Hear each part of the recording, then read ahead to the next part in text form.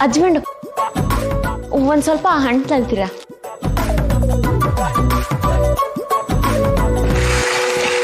Thanks husband. ಏನು madam ಮತ್ತೆ ಇಬ್ರು ಜಗಳಾಡ್ಕೊಂಡಿದ್ದೀರಾ? ಇಲ್ಲಪ್ಪ. ಮತ್ತೆ ನೀವು ಥ್ಯಾಂಕ್ಸ್ ಹೇಳಿದ್ರು ಅವ್ರೇನು ಮಾತಾಡ್ತಿಲ್ಲ. ಅದಾ ನಮ್ಮ ಹಸ್ಬೆಂಡು ಒಂದ್ ಸ್ವಲ್ಪ ಹಂಗೇನೆ ಆಗ ಕೊಬ್ಬೇಡ್ತಾ ಇರತ್ತೆ. ಸುಮ್ಮನೆ ನನ್ನ ಬಗ್ಗೆ ಮಾತಾಡೋದು ಬಿಟ್ಟು ಮಾಡ್ತಿರೋ ಕೆಲಸ ಮಾಡಿದ್ರೆ ಒಳ್ಳೇದು. ಅಲ್ಲ ಮೇಡಮ್, ಬೆಳಗ್ಗೆಯಿಂದ ಆರಾಮಾಗೇ ಇದ್ರಿ, ಮಧ್ಯದಲ್ಲಿ ಏನಾಯ್ತು?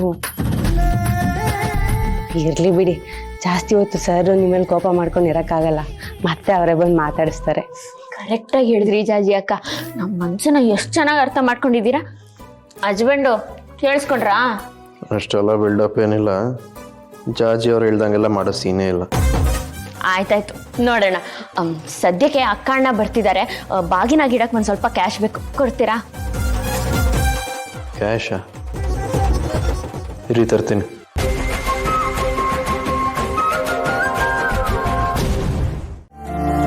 ಆದರೆ ನಾವು ಯಾವತ್ತು ದೇವ್ರ ಮುಂದೆ ಇಡುವಾಗ ಗರಿಗರಿಯಾದ ನೋಟುಗಳನ್ನ ಇಡ್ತಾ ಇದ್ವಲ್ಲ, ಅದಕ್ಕೆ ಹಾಗೆ ಕೇಳಿದೆ ಅಷ್ಟೇ.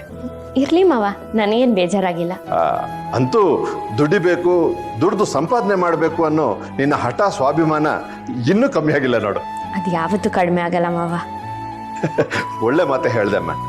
ದುಡ್ಡು ಯಾವುದಾದ್ರೇನು ಒಳ್ಳೆ ಮನಸ್ಸಿಂದ ದೇವ್ರ ಮುಂದೆ ಇಟ್ಟು ಭಕ್ತಿಯಿಂದ ಪೂಜೆ ಮಾಡ್ಬೇಕಷ್ಟೇ.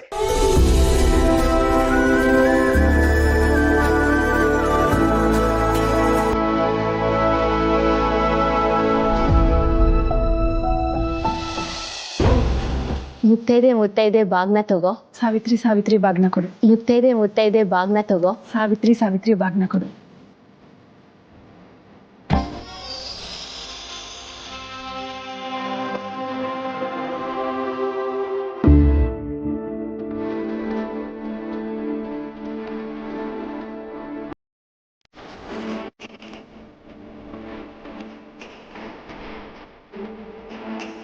ಮಗಳೇ, ನೀನು ಹೂ ಅಂದ್ರೆ ನಾನೇ ಬಂದು ಬೇಕಾದ್ರೆ ಅಳಿ ಅಂದ್ರನ್ನ ಕರಿತೀನಿ.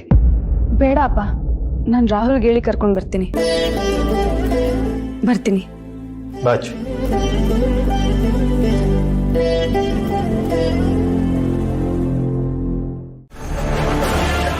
ಸಂಜನೆಯಿಂದ ನಿಮಗೆ ಡೈವರ್ಸ್ ಕೊಡಿಸ್ಬೇಕು ಅಂತ ತೀರ್ಮಾನ ಮಾಡ್ಕೊಂಡಿದ್ದಾರೆ. ಆ ಮಗಳು ಸ್ವಾರ್ಥಕ್ಕೋಸ್ಕರ ತಮ್ಮ ಮನೆಗೆ ತಾವೇ ಬೆಂಕಿ ಇಟ್ಕೊಂಡು ಚಳಿ ಕಾಯಿಸ್ಕೊತಾ ಇದ್ದಾರೆ. ಯಾವುದೇ ಕಾರಣಕ್ಕೂ ಅವ್ರ ಉದ್ದೇಶ ಈಡೇರೋದಕ್ಕೆ ನೀವು ಬಿಡಬೇಡಿ ಅಳಿ ಅಂದ್ರೆ. ಅವಳು ಬುದ್ಧಿ ಕಲ್ಸಕ್ಕೆ ನೀವು ಬಿಟ್ಟರೆ ಬೇರೆ ಇನ್ಯಾರಿಂದನೂ ಸಾಧ್ಯ ಇಲ್ಲ. ಕಷ್ಟನೋ ಸುಖನೋ ಮದುವೆ ಆದ್ಮೇಲೆ ಗಂಡ ಹೆಂಡತಿ ಒಟ್ಟಿಗೆ ಇರಬೇಕು ಅನ್ನೋದು ಆಗ್ನಿಂದ ಬಂದಿರೋಂಥ ಸಂಪ್ರದಾಯ. ಆದ್ರೆ ಈಗಿನ ಕಾಲದಲ್ಲಿ ಕೆಲವು ಹೆಣ್ಮಕ್ಳು ಸಣ್ಣ ಪುಟ್ಟ ವಿಚಾರಕ್ಕೆಲ್ಲ ಗಂಡನ ಹತ್ರ ಜಗಳ ಮಾಡ್ಕೊಂಡು ದೂರ ಆಗ್ತಾ ಇರ್ತಾರೆ. ನೀವು ಈಗಲಾದ್ರೂ ಎಚ್ಚೆತ್ಕೋಬೇಕು ಅಳಿ ಅಂದ್ರೆ. ಯಾವುದೇ ಕಾರಣಕ್ಕೂ ಸಂಜನೆಯಿಂದ ನೀವು ದೂರ ಆಗಬಾರ್ದು. ಅವಳೀಗ ನಿಮ್ಮ ಹೆಂಡತಿ, ಸತ್ರು ಬದುಕಿದ್ರು ಅವಳು ನಿಮ್ಮ ಜೊತೆಗೆ ಸಂಸಾರ ಮಾಡಬೇಕು. ಹೇಗಾದ್ರೂ ಮಾಡಿ ಅವಳು ಡಿವೋರ್ಸ್ ಕೊಡಬೇಕು ಅನ್ಕೊಂಡಿರೋದನ್ನ ತಪ್ಪಿಸಿ ಅಳಿ ಅಂದ್ರೆ. ಆದರೆ ನಾನು ಸಂಜನೆಗೆ ಡಿವೋರ್ಸ್ ಕೊಡಬೇಕು ಅಂತ ಹೇಳ್ತಿಲ್ವಲ್ಲ. ಅವಳೇ ಬೇಕು ಅಂತಿರ್ಬೇಕಾದ್ರೆ ಅದನ್ನು ತಡಿಯಕ್ಕೆ ನಾನು ಯಾರು? ಕೊನೆ ಪಕ್ಷ ಅದಾದರೆ ನಿಮ್ಮ ಗಂಡ ನಮ್ಮ ಸಾಹೇಬ್ರಿಗೆ ತೊಂದರೆ ಕೊಡೋದು ಕಮ್ಮಿ ಆಗುತ್ತೆ. ಅದೇನಾಗುತ್ತೋ ಆಗಲಿ, ನಾನು ಯಾವುದನ್ನು ತಡೆಯೋಕೆ ಹೋಗಲ್ಲ. ತಗೊಳ್ಳಿ, ಏನಿದು? ಲೆಕ್ಕದ ಪುಸ್ತಕ. ನಿಮ್ಮ ದುಡ್ಡನ್ನು ಬಾಗಿನಕ್ಕೆ ಇಟ್ಟೆ ಅಂತ ಲೆಕ್ಕ ಬರ್ಸ್ಕೊತಾ ಇದ್ದೀರಾ? ಹಾಗೆ ಅನ್ಕೊಳ್ಳಿ. ಏನಿವಾಗ? ತಗೊಳ್ಳಿ. ಆಯ್ತು, ಯಾಕೆ ಕೋಪದಲ್ಲಿದ್ದೀರಾ? ನಾನು ಆಗ್ಲೇ ದುಡ್ಡು ಕೊಡಕ್ ಬಂದಾಗ ಮುಖ ಸಿಂಟ್ರಿಸ್ಕೊಂಡು ಹೋದ್ರಿ. ಅದಾದ್ಮೇಲೆ ಏನಾಯ್ತು? ಅದೇ ದುಡ್ಡನ್ನ ಬಾಗಿನಕ್ಕೆ ಇಡೋ ಥರ ಆಯ್ತು. ಅದಕ್ಕೆ ಜಾಸ್ತಿ ಕೋಪ ಮಾಡ್ಕೊಳ್ದೆ ಹೆಂಡತಿ ಮಾತು ಕೇಳಬೇಕು. ಅದಕ್ಕೆ ಬಗ್ಗೆ ಬೇಕಾ ಬಿಟ್ಟು ಮಾತಾಡಿದ್ರೆ ಕೋಪ ಬರ್ದೇ ಇರುತ್ತಾ? ಆಯ್ತು ಬಿಡಿ, ಅವ್ರ ಬಗ್ಗೆ ಮಾತಾಡಲ್ಲ ಅಂತ ಹೇಳಿದ್ನಲ್ವಾ. ಸರಿ, ಆಗಿದ್ದಾಯ್ತು. ಈಗ ಏನು ಮಾಡ್ಬೇಕು ಅದ್ರ ಬಗ್ಗೆ ಗಮನ ಕೊಡಿ. ನನ್ನ ದುಡ್ಡನ್ನ ಮರೀದೆ ಲೆಕ್ಕಕ್ಕೆ ಸೇರಿಸ್ಕೊಳ್ಳಿ. ಸೇರಿಸಿಲ್ಲ ಅಂದ್ರೆ ಏನೀಗ ನಿಮ್ಮ ದುಡ್ಡು ವಾಪಸ್ ಕೊಡ್ಬೇಕಾ? ಹ್ಞೂ, ಕೊಡ್ಬೇಕು. ಆಯ್ತು, ಈಗಲೇ ಟ್ರಾನ್ಸ್ಫರ್ ಮಾಡ್ತೀನಿ. ಇಲ್ಲ ಹಸ್ಬೆಂಡು, ನಾನು ಕೊಟ್ಟಿದ್ದು ನೋಟು, ನಂಗೆ ನೋಟೇ ಬೇಕು. ಕ್ಯಾಶಾ? ಹ್ಞೂ, ಈಗಲೇ ಬೇಕು.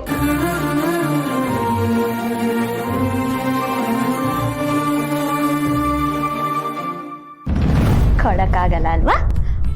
ಹಂಗಂದ್ರೆ ಅಂದ್ರೆ ನೋಡಿ ಹಸ್ಬೆಂಡು, ನಿಮ್ಗೆ ನೋಡ್ಕೊಡಕ್ಕಾಗಲ್ಲ ಅಂದ್ರೆ ಇದೊಂದು ಚೆನ್ನಾಗಿ ಕಲ್ತಿದ್ದೀರ ರೀ ಏನ್ ಅನ್ಕೊಂಡಿದ್ದೀರ ನಾನು ನೀವು ಕೇಳ್ದಂಗೆಲ್ಲ ಮುತ್ತು ಕೊಡ್ಬೇಕಾ ಅಯ್ಯೋ ಹಚ್ಬಿಡ ನಾನ್ ಯಾವಾಗ ಮುತ್ ಕೇಳ್ದೆ ಮತ್ತೆ ಹಿಂಗೆ ಅಂದ್ರಲ್ಲ ಏನದು ಅದಾ ಮಡ್ವೆ ಏನಾದ್ರೂ ಬಂದಿದ್ಯಾ ನೋಡಿ ಅಂದೆ. ಈ ಥರ ಡೌಗಳು ಬೇಜಾರು ನೋಡಿದ್ದೀನಿ ನನ್ನ ಹತ್ರ ಇದೆಲ್ಲ ಇಟ್ಕೊಬಿಡಿ. ಅಂದ್ರೆ ನಂತರ ನಿಮ್ಗೆ ಬೇರೆ ಹುಡುಗಿರು ಕೆನ್ನೆ ತೋರಿಸಿದಾರ? ಕೆನ್ನೆ ತೋರಿಸಿಲ್ಲ, ಕಾಳಕ್ಕಕ್ಕೆ ಬಂದಿದ್ದಾರೆ. ಯಾವ ಕಾಳು? ಹೆಸರು ಕಾಳು. ಸರಿಯಾಗಿ ಹೇಳಿ ಹಸ್ಬೆಂಡು, ಅರ್ಥ ಆಗ್ತಿಲ್ಲ. ಮತ್ತಿನ್ನೇನು, ಈಗ ನೀವೇನು ಮಾಡಕ್ ಟ್ರೈ ಮಾಡಿದ್ರಲ್ಲ ಹಂಗೆ ಬೇರೆಯವರು ಕಾಳು ಹಾಕಿ ಬೀಳ್ಸ್ಕೊಳಕ್ ಟ್ರೈ ಮಾಡಿದ್ರು. ಬೇರೆ ಯಾರಿಗೂ ಬೀಳ್ದೆ ಇರೋದಕ್ಕೆ ತಾನೆ ನನ್ಗೆ ಬಿದ್ದಿದ್ದು. ಹಳೆದೆಲ್ಲ ಕೆದಕ್ ಬೇಡ್ರಿ, ನಾನೇ ನಿಮಗೆ ಬಿದ್ದಿಲ್ಲ. ನಿಮ್ಮ ಮದುವೆ ಹೇಗಾಯ್ತು ಅಂತ ಎಲ್ರಿಗೂ ಗೊತ್ತು. ಮದ್ವೆ ಹೆಂಗಾಯ್ತು ಅನ್ನೋದು ಮುಖ್ಯ ಅಲ್ಲ ಹಸ್ಬೆಂಡು, ಮದ್ವೆ ಆದ್ಮೇಲೆ ನಾವು ಹೇಗಿದೀವಿ ಅನ್ನೋದು ಮುಖ್ಯ. ಚೆನ್ನಾಗಿದ್ದೀವಿ ತಾನೆ? ಆಯ್ತಾಯ್ತು, ಮಾತಿದ್ರೆ ಸಾಕು, ಇಷ್ಟು ಉದ್ದ ಮಾತಾಡ್ತೀರಿ. ನೋಡ್ರಿ, ನಿಮ್ಮ ದುಡ್ಡು ಎಲ್ಲೂ ಹೋಗಲ್ಲ. ಲೆಕ್ಕದಲ್ಲಿ ಏನಿರುತ್ತೋ ಅದೆಲ್ಲ ದುಡ್ಡು ನಿಮ್ಮ ಅಕೌಂಟಲ್ಲೇ ಇರುತ್ತೆ. ಹಸ್ಬೆಂಡು ಮುಂದಿನ ತಿಂಗಳು ದಸರಾ ಇದಕ್ಕಿಂತ ಜಾಸ್ತಿ ದುಡಿತೀನಿ. ಹಗಲು ರಾತ್ರಿ ಕಷ್ಟಪಟ್ಟು ಕೆಲಸ ಮಾಡ್ತೀನಿ. ಈ ಥರ ಕಷ್ಟಪಡೋದ್ರ ಬದಲು ನಮ್ಮ ಕಂಪ್ನಿಲೇ ಕೆಲಸ ಮಾಡ್ಬೋದಲ್ವಾ? ಹೌದಾ? ನಿಮ್ ಕಂಪನಿನೇ ಸೇರ್ಕೊಂಡ್ಬಿಡ್ಲಾ?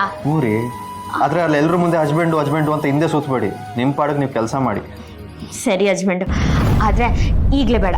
ಮೊದಲು ನಿಮ್ಮ ಸಾಲನ ತೀರಿಸ್ಬಿಡ್ತೀನಿ, ಆಮೇಲೆ ನಿಮ್ಮ ಜೊತೆ ಕೆಲಸ ಮಾಡೋದ್ ಬಗ್ಗೆ ಯೋಚನೆ ಮಾಡ್ತೀನಿ. ಯಾಕೆ ಈಗಲೇ ಕೆಲ್ಸಕ್ಕೆ ಸೇರ್ಕೊಂಡ್ರೆ ಯಾರು ಬೇಡ ಅಂತಾರ? ನೀವಿಲ್ಲಿ 1 ವರ್ಷದಲ್ಲಿ ದುಡಿಯೋದ್ರೆ ಅಲ್ಲಿ 2-3 ತಿಂಗಳಲ್ಲಿ ದುಡಿಬೋದು. ಬೇಡ ಹಸ್ಬೆಂಡು, ಆಗ ನಿಮ್ಮ ಅದಕ್ಕೆ ನಮ್ಮ ಕಂಪನಿಲೇ ದುಡ್ದು ನಮಗೆ ಸಾಲ ತೀರ್ಸಕ್ ಬರ್ತೀಯ ಅಂತ ಆಡ್ಕೊಂಡ್ರೆ? ಇದನ್ನೇ ಬೇಡ ಅಂತ. ಯಾಕೆ ನಮ್ಮ ಅದಕ್ಕೆ ಬಗ್ಗೆ ನಿಮ್ಗೆ ಎಷ್ಟೊಂದು ತಾತ್ಸಾರ? ಆಯ್ತಾಯ್ತು, ನಿಮ್ಮಂತ ಮೈದ್ನನ್ ಪಡೆಯೋದಕ್ಕೆ ನಿಮ್ಮ ಅದಕ್ಕೆ ನಿಜವಾಗ್ಲೂ ಪುಣ್ಯ ಮಾಡಿದ್ದಾರೆ. ಇಲ್ಲ, ಅಂತ ಅದಕ್ಕೆ ಪಡೆಯಕ್ಕೆ ನಾನು ಪುಣ್ಯ ಮಾಡಿದ್ದೀನಿ.